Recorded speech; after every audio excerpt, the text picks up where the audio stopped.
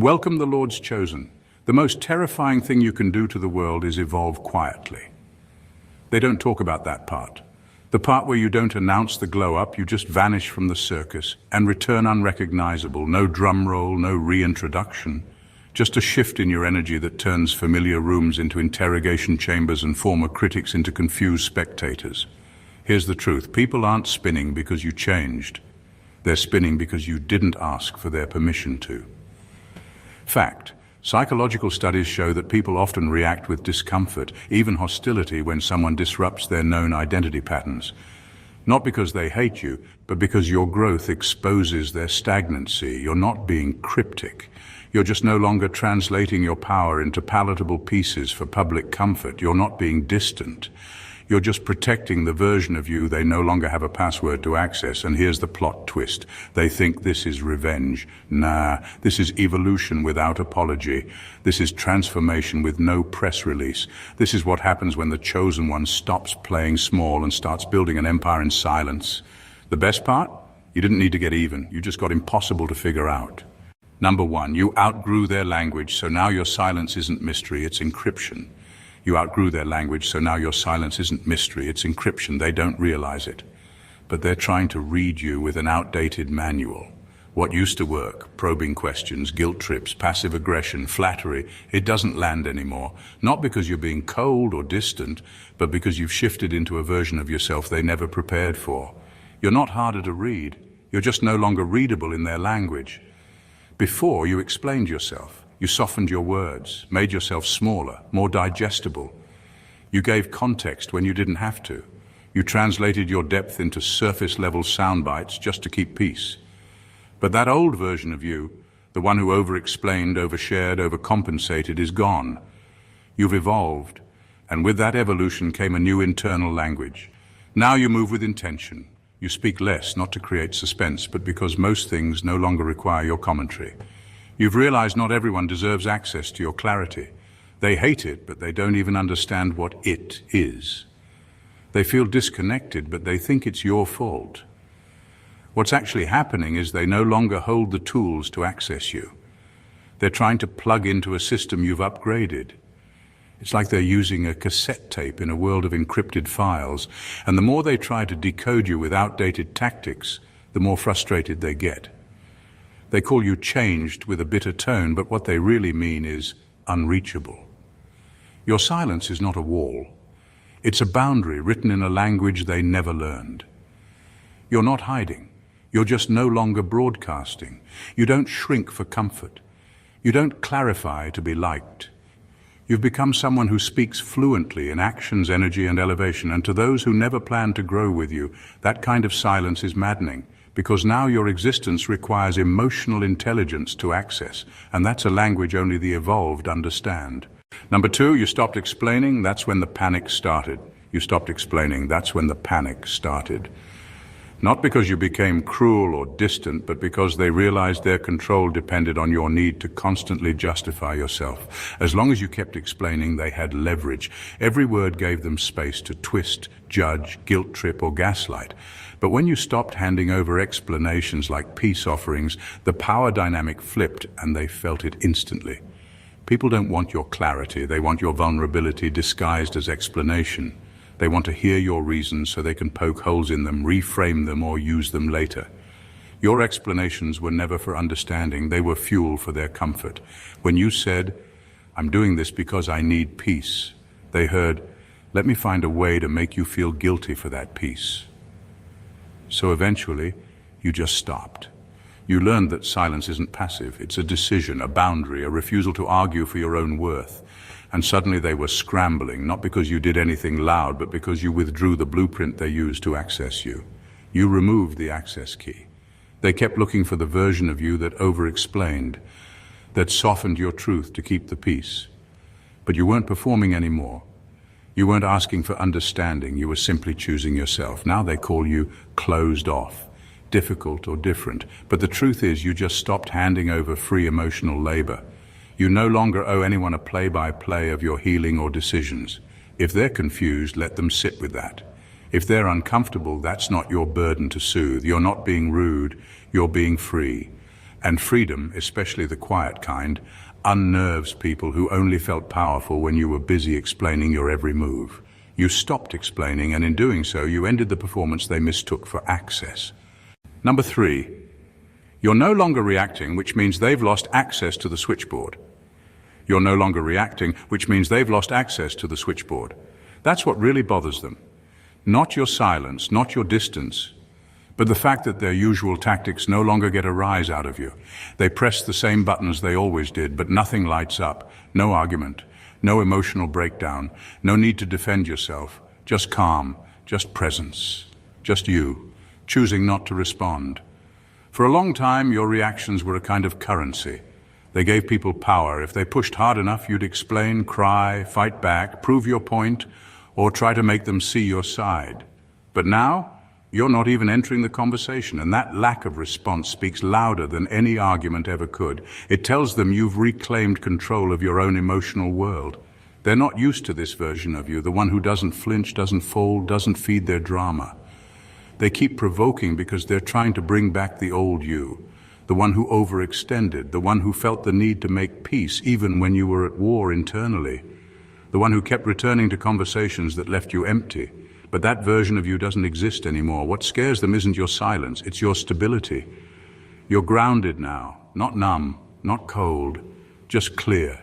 You know what's worth your energy and what's just noise. You know the difference between communication and manipulation. And when people start realizing they can't provoke you, they either fall back or escalate. But either way, you don't move. That's the power of not reacting. It breaks cycles, it exposes intentions. It forces people to deal with their own emotions instead of outsourcing them to you. You've unplugged from the chaos, and that's exactly why they can't figure you out anymore. You're not harder to understand. You're just no longer giving them the emotional access they once mistook for control. Number 4, you became the question they can't Google. You became the question they can't Google. Not because you're trying to be mysterious, but because you've grown into something that can't be searched, copied, or simplified. You've stepped outside the realm of easy answers.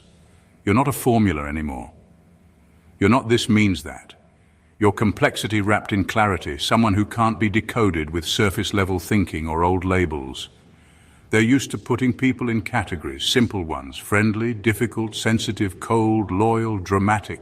They want quick definitions so they can feel comfortable, so they can predict you, control you, dismiss you if necessary. But every time they try to explain who you are now, they miss. Every label they try to stick on you falls off because it doesn't fit. You've grown too layered, too self-aware, too intentional, and that makes you unsearchable in the ways they're used to. They want answers that are easy to find, a reason why you stopped showing up like before, a reason why you're calmer, why you walk away instead of engage, why your presence feels sharper, heavier, more grounded, but they can't find it in a motivational quote or an Instagram reel. Because what's happening in you isn't aesthetic. It's internal, it's real, it's quiet. And it doesn't translate well to people who never did the inner work themselves. You've become the kind of person who makes people uncomfortable not by doing anything, but by simply existing in full ownership of yourself. You don't fit neatly anymore. You ask silent questions with your energy. You make people pause, reevaluate, project, fumble. Not because you're trying to confuse them, but because you're not here to be easily figured out.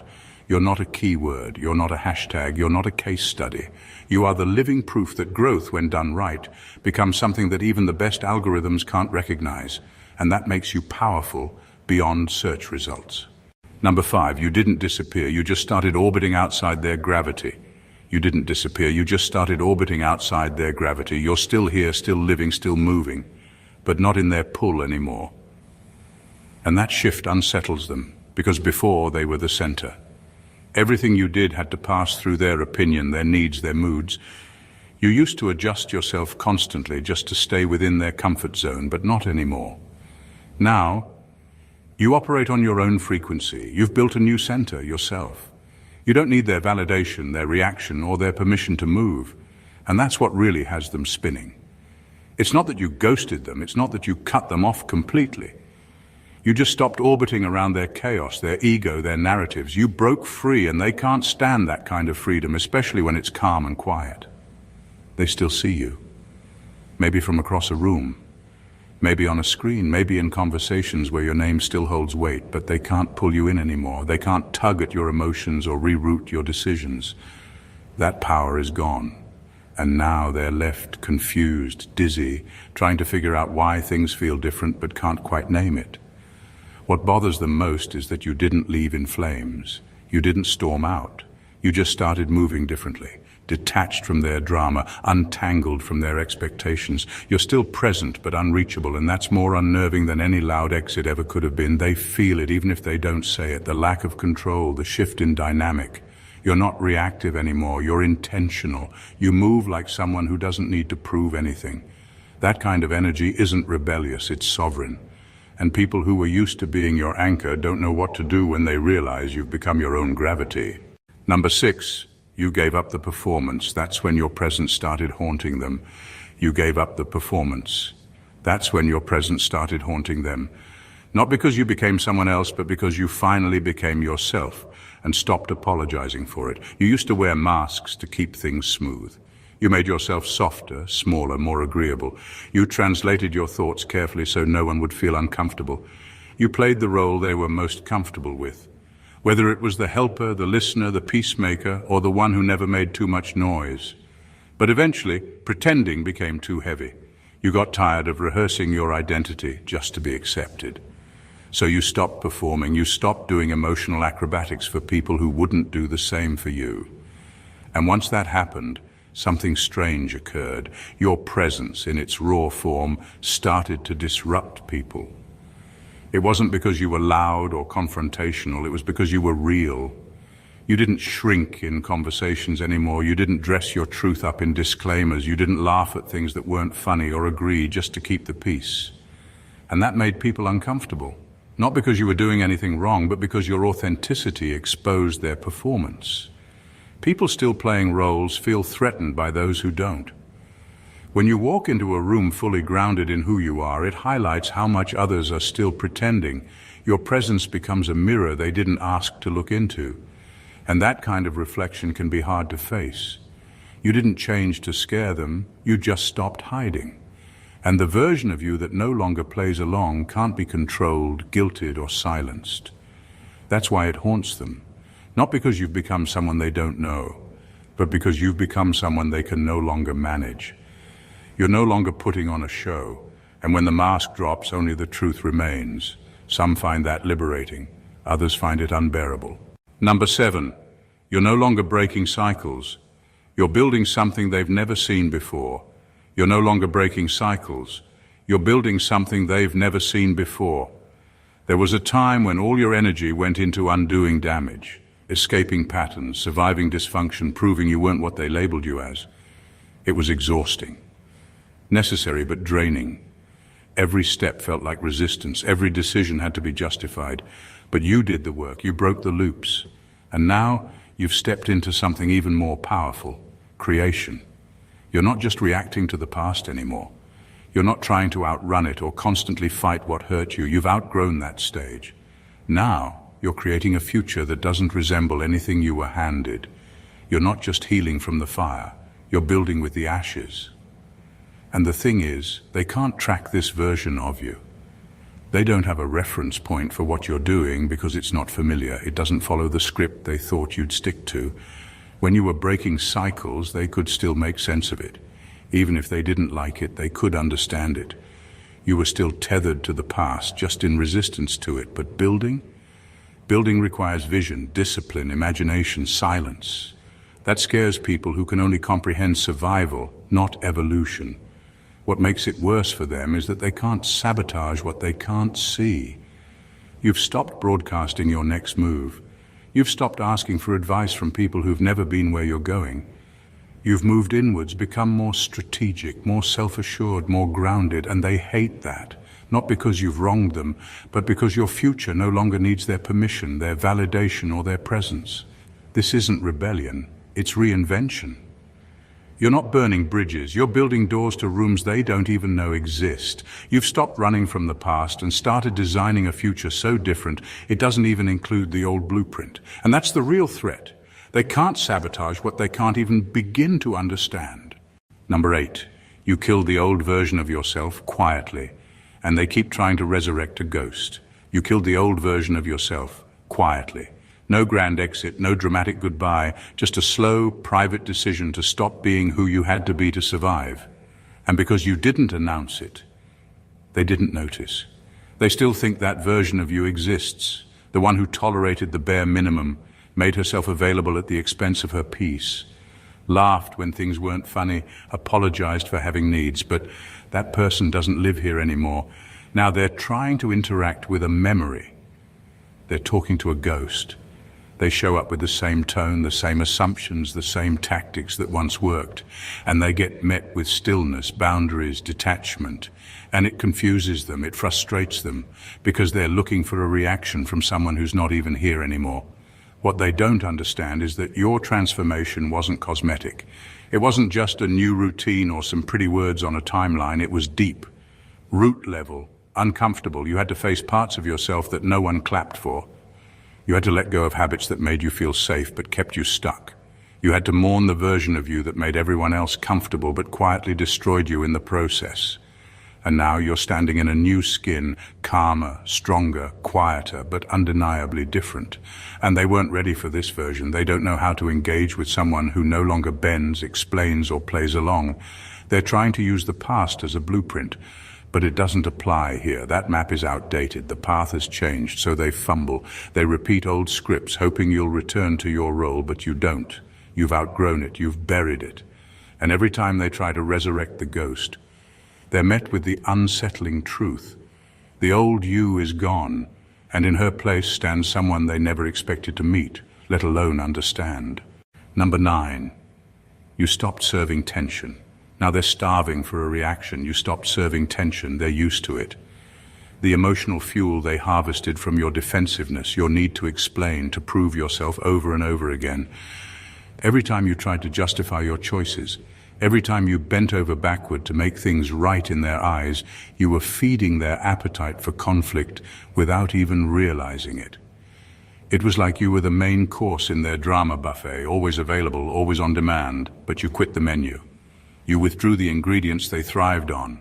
You stopped reacting to their provocations and stopped offering explanations that they could pick apart or weaponize. You stopped defending your peace like it was up for debate. That shift starved them. Suddenly the predictable chaos they counted on disappeared. Now they're ravenous for the tension you refuse to cook. They circle, confused and desperate, looking for any spark to ignite the old pattern. They prod and poke, hoping to trigger that familiar defensiveness, the emotional outburst, the over-explaining that gave them control. But you don't bite. You don't give them the drama they're craving. This hunger unsettles them deeply because it exposes how much of their power depended on your turmoil. Without it, their role in your story diminishes. You become unpredictable, not because you're erratic, but because you've decided not to feed their addiction to chaos. You've chosen calm, boundaries, and self-respect over reaction. They mistake your silence for weakness or indifference, but it's anything but that. It's strength cloaked in stillness. You're no longer their source of emotional fireworks, and that denial of their usual feast throws them off balance. You didn't just stop serving tension, you starved the drama, and now they're starving for the reaction you no longer give. Number 10. You're not being mysterious, you're just finally at peace, and peace is unrecognizable to chaotic minds. You're not being mysterious, you're just finally at peace, and peace is unrecognizable to chaotic minds. People who live in constant noise and turmoil can't easily understand someone who has chosen quiet. They see your stillness and mistake it for something calculated, something tactical. They say you're being secretive or playing games, but the truth is far simpler and deeper. You've found a calm they never thought possible. Your silence isn't a mask or a trick. It's the sound of clarity. It's the space where you no longer feel the need to prove, explain, or defend. It's the place where you can just be without needing to perform for anyone's approval or validation. And that level of peace is foreign to those who thrive on chaos because it exposes their own unrest. When you're calm, it's like holding up a mirror to their anxiety, their need for control, and their fear of stillness. They want to label your peace as strategy, but it's actually freedom. Freedom from drama, from emotional exhaustion, from the constant back and forth of trying to be understood by those who never really wanted to. You're not plotting your next move. You're simply living in a way that honors your growth and protects your energy. That peace doesn't scream for attention. It doesn't need validation or explanation. It just exists. And that's why it's so powerful. It's not complicated. It's not mysterious. It's just a truth they never expected to see in you, and it unsettles them because it challenges everything they thought they knew. You're not hard to figure out because you're secretive. You're hard to figure out because you've stepped out of the noise and into a calm they can't quite grasp. And that calm, it's your greatest strength. Number 11, they think you're playing chess. You're not. You left the board and built your own game. They think you're playing chess. They watch every move, trying to predict your strategy, anticipating your next play. But here's the truth. You're not playing chess anymore. You left the board altogether. You walked away from their game, their rules, their expectations, and built your own game on an entirely different field. A game where their strategies don't work, where their tactics fall flat, where the rules they cling to don't exist. That's why they're frustrated. It's not that they're losing. It's that their entire playbook is useless against you. They thought controlling the board meant controlling you, but you rewrote the whole concept of control. They can't corner you, check you, or trap you because you're no longer confined by their boundaries. They get tangled up trying to understand your moves because they expect you to play by their logic, their timeline, their limitations. But you're not in that game anymore. You're innovating, creating, and thriving in ways they never imagined. The frustration isn't about competition, it's about powerlessness. They're powerless because the rules they've lived by can't hold you. This shift rattles them. It shakes their confidence and exposes how much they relied on outdated systems to manage you. But for you, it's freedom. Freedom to design your life without their interference, freedom to operate on your own terms, freedom to be unpredictable in the best way. You didn't just step off the board, you dismantled it and built a whole new arena. And that's why they can't figure you out anymore, because you don't play by their rules, you play by your own. Number 12, they call it a distance. You call it a firewall, they call it distance. You call it a firewall. What they see as coldness, withdrawal, or emotional unavailability is actually a sophisticated system you've built to protect yourself. It's not about shutting people out because you don't care. It's about creating a secure space where only those who respect your boundaries, values, and growth can enter. This isn't a passive retreat. It's active self-preservation.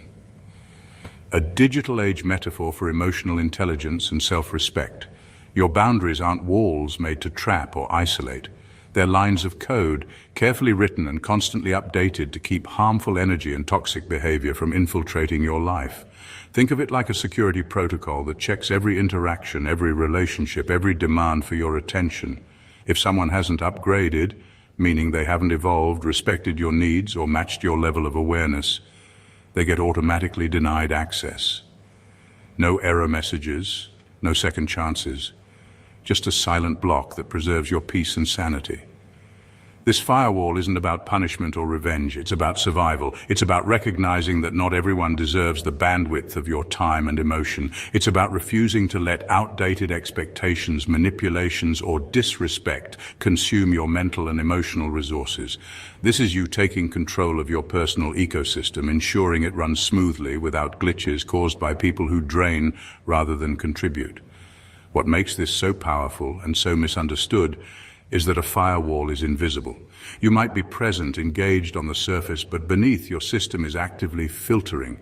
You're not avoiding people or situations out of fear or anger. You're being selective, intentional, and fiercely protective of your well-being. That means some will mistake your caution for coldness, some will accuse you of detachment, and others will try to breach your firewall out of frustration or entitlement. But you don't owe anyone access. Your boundaries are not negotiations or punishments. They're protocols designed to optimize your life and relationships. Those who respect you will recognize the firewall as a sign of your strength, not your weakness. And those who don't, they'll stay locked out, unable to hack into the peace you've worked hard to build. This is more than distance. It's a revolution in how you protect yourself, digital age style. And it's the difference between surviving and thriving. Number 13, You've become a mirror with no distortion. That's why they can't look at you for long. You've become a mirror with no distortion. That's why they can't look at you for long. Unlike before, when you might have absorbed their projections, twisted to fit their expectations, or softened your edges to make their reflections more comfortable, now you simply reflect back exactly what's shown to you, clear, unfiltered, and unapologetic. You no longer warp the image to please or protect. You hold up the raw truth, and it stares back at them without compromise. This kind of mirror is unsettling because it forces people to confront themselves as they really are, not as they want to be seen or as they pretend to be. When you once bent to accommodate their versions of you, you also unknowingly bent their perceptions of themselves. You became part of the illusion, but now that illusion shatters with every glance they take in your presence. They try to look away because the clarity you offer is uncomfortable. It reveals their insecurities, their lies, their fears, all the things they hide behind carefully crafted facades. You're not absorbing their projections anymore, which means you're not carrying their baggage or allowing their distortions to cloud your identity. You stand firm and true, reflecting their energy without being changed by it. For those who've grown accustomed to bending glass, twisting realities, shifting narratives, manipulating perceptions, your unyielding mirror is a threat.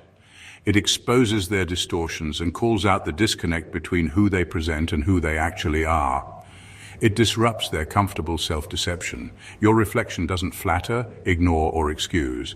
It simply shows the truth, and that's more than many can handle. They can't linger because staring too long means facing uncomfortable realities they'd rather avoid. And so they turn away, frustrated or unsettled, because your clarity makes their own fractures impossible to ignore. In becoming this mirror, you've reclaimed your power. You no longer absorb their noise or distort yourself to make their reflections easier to swallow.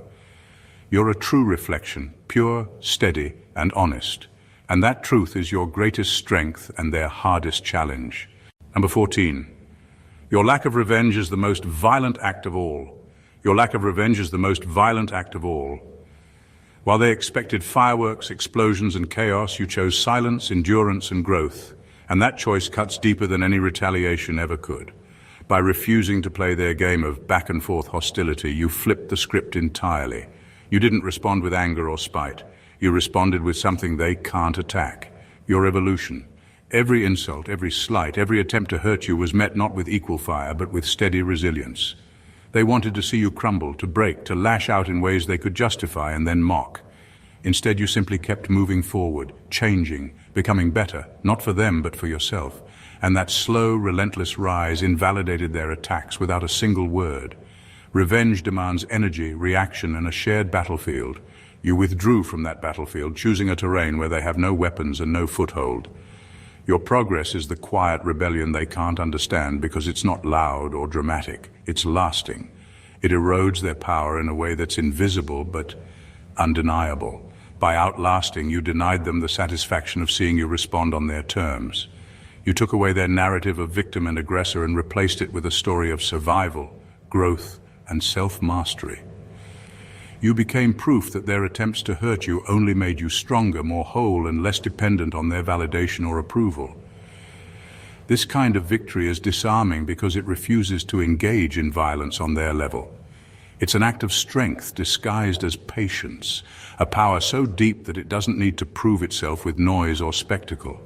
Your refusal to retaliate is a statement louder than any shout. You have moved beyond their reach, their influence, and their control. In the end, your evolution is the ultimate defeat of their attempts to wound you. No revenge needed, just your unstoppable growth, quiet, unshakable, and final. To be the chosen one in this complex dance of life is not about playing the predictable roles or satisfying the expectations of those who seek to define you. It's about stepping beyond the scripts they write and moving into a space so unapologetically authentic, so deeply rooted in your own truth, that it unsettles even the most steadfast minds. You've become a force that can't be confined by their gravity, a presence that refuses to perform, and a quiet revolution of peace that confounds chaos. The layers they tried to peel back, the versions they long to resurrect, have been shed with quiet resolve. What remains is something entirely new, a self-built sanctuary protected by boundaries that function like a firewall, filtering out what no longer serves your growth. This transformation isn't just survival, it's creation. You're no longer breaking cycles, they belong to the past. Now you architect futures they can't imagine, let alone sabotage. They thought they could corner you on a familiar board, but you've walked away and invented a whole new game with rules that render their strategies obsolete. They mistake your peace for mystery, your silence for strategy, but it is clarity and freedom in its purest form. Your refusal to engage in their drama, your choice to outlast instead of retaliate, speaks louder than any battle cry ever could. It invalidates their attacks without a single word, proving that true strength lies not in reaction but in evolution. You reflect back their projections without distortion, holding a mirror that exposes uncomfortable truths and forces them to confront themselves, something they never expected and can't bear to do. Your presence haunts not because it's loud, but because it's real, honest and unyielding. You didn't disappear, you simply became untouchable on a level they weren't prepared for. And that, more than anything, unsettles them. In the end, being the chosen one means transcending the ordinary narratives and forging a path so distinctly yours that no one else can follow or define it. It means mastering the art of silent strength, setting boundaries that protect your peace, and building a life that thrives beyond their reach. You've stopped being a player in their game. You've become the architect of your own existence, a force of nature that is as undeniable as it is incomprehensible to those still stuck in the old rules. This is your victory, not through noise or revenge, but through unwavering authenticity, relentless growth, and a peace so profound it becomes your ultimate power. They can't figure you out because you've outgrown the game entirely, and that, above all, is your greatest triumph. If this message hit home and stirred something deep inside you, don't let it stop here. Subscribe to the channel and join a community that's all about real growth, unapologetic authenticity, and mastering your own path. Hit that like button if you're ready to step beyond the noise, and leave a comment sharing your own journey. Because your story matters and your voice deserves to be heard. And if you know someone who's navigating this same path, share this video with them. Let's build a movement of those who refuse to be defined by outdated rules, who rise through peace and power, and who are rewriting the game on their own terms. Your next chapter starts now, so don't just watch, engage and grow with us.